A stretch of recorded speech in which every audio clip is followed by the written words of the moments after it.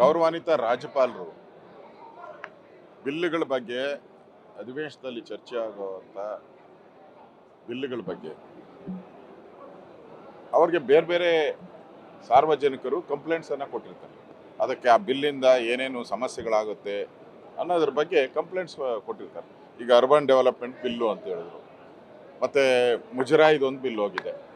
ಮುಜರಾಯಿ ಬಿಲ್ ಮಾಡೋದ್ರಿಂದ ಅಲ್ಲಿ ಹಿಂದೂಗಳಿಗೆ ತೊಂದರೆ ಆಗುತ್ತೆ, ಹಿಂದೂ ದೇವಸ್ಥಾನಗಳಿಗೆ ಯಾಕೆ ನೀವು ಹೆಚ್ಚಿನ ಭಾರ ಆಗ್ತಾ ಇದ್ದೀರಾ, ಇವೆಲ್ಲ ಚರ್ಚೆ. ಅಂದರೆ ಸಾರ್ವಜನಿಕರು ಬೇರೆ ಬೇರೆ ಸಂಘ ಸಂಸ್ಥೆಗಳು ಕಂಪ್ಲೇಂಟನ್ನು ಕೊಟ್ಟಿರ್ತಾರೆ.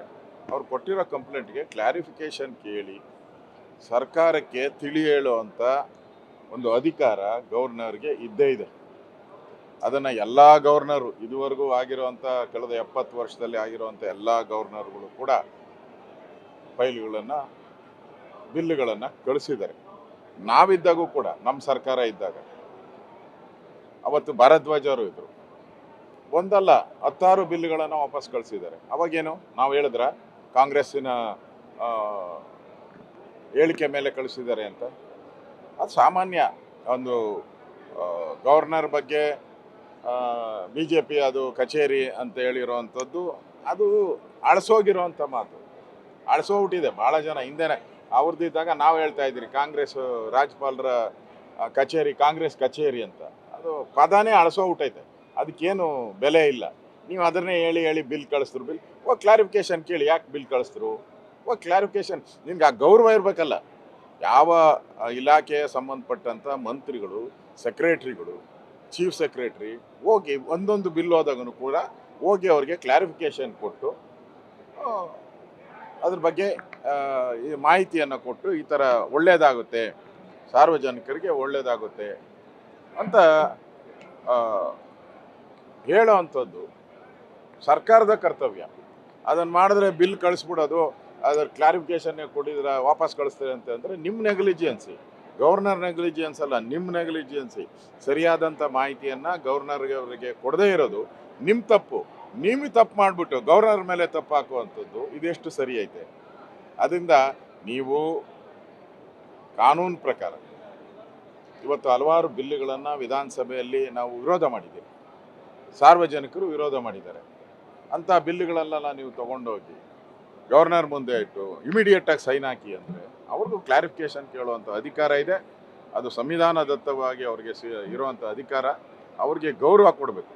ದಾರಿಯಲ್ಲಿ ಏಕವಚನದಲ್ಲಿ ಏನು ಗವರ್ನರ್ ಬಗ್ಗೆ ಮಾತಾಡಿದ್ದು ದಲಿತ ಗವರ್ನರ್ ಅನ್ನೋದನ್ನು ಕೂಡ ಗಮನಕ್ಕೆ ಬರದೆ ಅವರ ಫೋಟೋ ಸುಟ್ಟಿರೋದು, ಬೆಂಕಿ ಹಾಕೋದು, ದಾರಿ ಇದ್ಕೋವ್ರನ್ನ ಹೀಯಾಳಿಸಿ ಪದಗಳನ್ನು ಮಂತ್ರಿಮಂಡಲದ ಸದಸ್ಯರು, ದಾರಿಗೆ ಹೋಗೋರು ಯಾರು ಹೇಳಿದ್ರೆ ಅದೊಂದು ಬೇರೆ, ಆದರೆ ಮಂತ್ರಿಮಂಡಲದ ಸದಸ್ಯರು, ಮುಖ್ಯಮಂತ್ರಿಗಳು ಅವ್ರ ಬಗ್ಗೆ ಅಗೌರವವಾಗಿ ಮಾತಾಡುವಂಥದ್ದು ಎಷ್ಟು ಸರಿ? ಅವ್ರಿಗೂ ಒಂದು ಗೌರವವನ್ನು ಕೊಡುವಂಥದ್ದು ಕಲಿಬೇಕು. ಬಿಲ್ಗಳೇನು ಬಂದಿದೆ ಅದು ರೋಟೀನ್ ಪ್ರೋಸೆಸ್. ಹೋಗಿ ಕ್ಲಾರಿಫಿಕೇಶನ್ ಕೊಟ್ಟರೆ ಮನವರಿಕೆ ಮಾಡ್ಕೊಂಡು ಅವರು ಸೈನ್ ಮಾಡೇ ಮಾಡ್ತಾರೆ ಸಂವಿಧಾನದತ್ತವಾಗಿ. ಇದರ ಜೊತೆಯಲ್ಲಿ ಬಿಜೆಪಿ ಮತ್ತು JDS ಸರ್ಕಾರವನ್ನು ಬೀಳಿಸುವಂತ ಪ್ರಯತ್ನವನ್ನು ಮಾಡ್ತಾ ಇದೆ ಅಂತ ಆರೋಪ. ನಾವು ಯಾರು ಬೀಳಿಸ್ತೀರಿ ಅಂತ ಎಲ್ಲೂ ಹೇಳೇ ಇಲ್ಲಲ್ಲ. ನಾವು MLA ಭೇಟಿ ಮಾಡಿಲ್ಲಲ್ಲ. ಯಾವ MLA ಕಾಂಗ್ರೆಸ್ MLA ಭೇಟಿ ಮಾಡಿದ್ದೀರಿ? ಅವ್ರ ಪಾರ್ಟಿಯವರು. ನಾನು ದಿನ ಪತ್ರಿಕೆಯಲ್ಲಿ TV ಮಾಧ್ಯಮದಲ್ಲಿ ನಾನು ನೋಡ್ತಾ ಇದ್ದೀನಿ. ಅವಾಗೆ ಕುರ್ಚಿಗಳದ ಚೇರು, ಏನದು ಚೇರು, ಮ್ಯೂಸಿಕಲ್ ಚೇರ್ ನಡೀತಾ ಇದೆ, ಓಡಾಡ್ತಾ ಇದ್ದಾರೆ. ಇದಾದ್ಮೇಲೆ DK ಶಿವಕುಮಾರ, ಅದಾದ್ಮೇಲೆ ಪರಮೇಶ್ವರ, ಖರ್ಗೆ ಅವರು ಏಕಾಏಕಿ ಓಡ್ ಬಂದ್ಬಿಟ್ರು. ಖರ್ಗೆ ಅವರ, MB ಪಾಟೀಲ್ರ, ಜಾರಕಿಹೊಳಿ ಅವರ, ಜಮೀರ, KJ ಜಾರ್ಜ್ ಅವರ, ಏನು ಭಾಳ ಜನ ಓಡಾಡ್ತಾನೆ ಅವರೇ. ಒಂಥರ ಮ್ಯೂಸಿಕಲ್ ಚೇರ್ ಅವ್ರ ಪಾರ್ಟಿಯಲ್ಲಿ ಗೊಂದಲ ಇರುವಂಥದ್ದು. ಈಗಾಗಲೇ ಸಿದ್ದರಾಮಯ್ಯ ಆದಮೇಲೆ ಯಾರು ಮಾಡಬೇಕು ಅನ್ನೋ ಚರ್ಚೆನೂ ಕೂಡ ಕಾಂಗ್ರೆಸ್ಸಿನ MLAಗಳಲ್ಲಿ ಬಹು ಚರ್ಚಿತವಾದಂಥ ವಿಚಾರ. BJPಯಲ್ಲೂ ನಾವು ಏನು ಚರ್ಚೆ ಮಾಡಿಲ್ಲ. ಯಾರಾದರೆ ನಮಗೇನಂತೆ, ನಾವೇನು ಸರ್ಕಾರನ ಬೀಳಿಸ್ತೀರಿ ಅಂತ ಎಲ್ಲೂ ಹೇಳಿಲ್ಲ, ಬೀಳಿಸುವಂಥ ಅವಶ್ಯಕತೆಯೂ ಇಲ್ಲ. ಅವರು ಗೌರವಿತವಾಗಿ ಅವರು ಸರ್ಕಾರ ನಡೆಸಿದ್ರೆ ಜನನೂ ಕೂಡ ಇಷ್ಟಪಡ್ತಾರೆ. ನೋಡಿ, ಇವಾಗ ನೀರಿನ ತೆರಿಗೆ ಹೇಳಿದ್ರು ಬೆಂಗಳೂರಲ್ಲಿ. ಏನ್ರಿ, ಯಾಕೆ ನೀರಿನ ತೆರಿಗೆ ಏರಿಸಬಾರ್ದು? ಮಾಧ್ಯಮದವರು ವಿರೋಧ ಮಾಡಲಿ, ವಿರೋಧ ಪಕ್ಷದವರು ವಿರೋಧ ಮಾಡಲಿ, ಜನ ವಿರೋಧ ಮಾಡಲಿ, ನಾನು ಮಾಡೇ ಮಾಡ್ತೀನಿ ಅಂದರೆ ಏನರ್ಥ? ಸಂವಿಧಾನಕ್ಕೆ ಅಗೌರವ ತಾನೆ. ಮತ್ತು ನಿಯತ್ತಿಲ್ಲ ಜನಗಳಿಗೆ ಅಂತ ಹೇಳ್ತಾರೆ. ಯಾಕಪ್ಪ ನಿಯತ್ತಿಲ್ಲ? ನಿನಗೆ 136 ಸೀಟ್ ಕೊಟ್ರಲ್ಲ, ನೀ ಅವಾಗ ನಿಯತ್ತಿತ್ತ? ಪಾರ್ಲಿಮೆಂಟ್ ಸೋತ ತಕ್ಷಣನೇ ನಿಯತ್ತು ಹೊರಟೋಯ್ತು ಜನಗಳಿಗೆ. ಅಂದರೆ ಏನು ನಿನಗೆ ಒತ್ತಿ ನೀವು ಮಾಡಿರೋ ಗನಂದಾರಿ ಕೆಲಸಕ್ಕೆ ಅಂದರೆ ಇಡೀ ಭ್ರಷ್ಟಾಚಾರ ತಾಂಡವಾಡ್ತಾ ಇದೆ ಇಡೀ ಕರ್ನಾಟಕದಲ್ಲಿ. ಪ್ರತಿಯೊಂದು ಆಫೀಸು ಭ್ರಷ್ಟಾಚಾರದ ಕೇಂದ್ರ ಕಚೇರಿಗಳಾಗ್ಬಿಟ್ಟಿದೆ. PSI ಟ್ರಾನ್ಸ್ಫರ್ಗೂ 30-40 ಲಕ್ಷ ನಿಮ್ಮ MLAಗಳು ಕೇಳ್ತಾರೆ. ಮೂಢ ಹಗರಣದಲ್ಲಿ CM ಅವರೇ ತಪ್ಪಿತಸ್ಥರಾಗಿದ್ದಾರೆ. ವಾಲ್ಮೀಕಿ ಹಗರಣದಲ್ಲಿ ಒಬ್ಬ ನಿಷ್ಠಾವಂತ ಅಧಿಕಾರಿ ಆತ್ಮಹತ್ಯೆ ಮಾಡ್ಕೊಂಡಿದ್ದಾರೆ. ಇಷ್ಟೆಲ್ಲ ಇದ್ರೂ ಕೂಡ ಸಾರ್ವಜನಿಕರನ್ನ ಹೀಯಾಳಿಸುವಂಥದ್ದು ಈ ರಾಜ್ಯದ ಜನ, ಅದರಲ್ಲೂ ಬೆಂಗಳೂರಿನ ಜನ ಇವ್ರಿಗೆ ಕಾಂಗ್ರೆಸ್ಗೆ ಸರಿಯಾದಂಥ ಬುದ್ಧಿಯನ್ನು ಕಲಿಸ್ತಾರೆ. ಅವ್ರ ಬಗ್ಗೆ ಮಾತಾಡಿರುವಂಥದ್ದು ಜನರ ಮನಸ್ಸಲ್ಲಿ ನಾಟಿದೆ. ನನಗೆ 100 ಜನ ಫೋನ್ ಮಾಡಿದ್ರು, ಏನು ಸರ್ ಇವ್ರು ಹಿಂಗೆ ಮಾತಾಡ್ತಾರೆ ಬೆಂಗಳೂರು ಜನದ ಬಗ್ಗೆ ಅಂತೇಳಿ. ಬೆಂಗಳೂರು ಜನದ ಬಗ್ಗೆ ಮಾತಾಡುವಂಥ ನೈತಿಕ ಅಧಿಕಾರ ಈ ಕಾಂಗ್ರೆಸ್ ಸರ್ಕಾರಕ್ಕೆ ಇಲ್ಲ. ಬೆಲೆ ಏರಿಕೆ ಏನಾದರೂ ಮಾಡಿದ್ರೆ 9 ವರ್ಷದಿಂದ ಮಾಡಿಲ್ಲ ಅಂತಾರೆ. ನಾವು ಮಾಡಿಲ್ಲ, ಹೌದು. ಯಾಕೆಂದರೆ ನೀರು ಅವ್ರಿಗೆ ನೀರು ಕೊಡುವಂಥದ್ದು ಕರ್ತವ್ಯ ಸರ್ಕಾರದ. ನೀರು ಆಹಾರ ಇವೆಲ್ಲ ಕರ್ತವ್ಯ, ಸರ್ಕಾರದ ಕರ್ತವ್ಯ ಇದು. ಆ ಕರ್ತವ್ಯನ ನಾವು ಮಾಡಬೇಕು. ಟ್ರಾನ್ಸ್ಪೋರ್ಟು ಅಷ್ಟೇ, ಟ್ರಾನ್ಸ್ಪೋರ್ಟ್ ಕೊಡೋದು ಸರ್ಕಾರದ ಕರ್ತವ್ಯ. ಸಾರಿಗೆ ವ್ಯವಸ್ಥೆ ಇರ್ಬೋದು, ಕುಡಿಯೋ ನೀರು ಇರ್ಬೋದು, ಮೂಲಭೂತ ಶೌಚಾಲಯಗಳಿರ್ಬೋದು, ಆಹಾರ ಇರ್ಬೋದು, ಅದು ಮೂಲಭೂತ ಸೌಕರ್ಯ, ಅದು ಕೊಡಲೇಬೇಕು ನಾವು. ನಮ್ಮ ಕರ್ತವ್ಯ, ಸಂವಿಧಾನದತ್ತವಾಗಿ ಅದು ನಮ್ಮ ಕರ್ತವ್ಯ.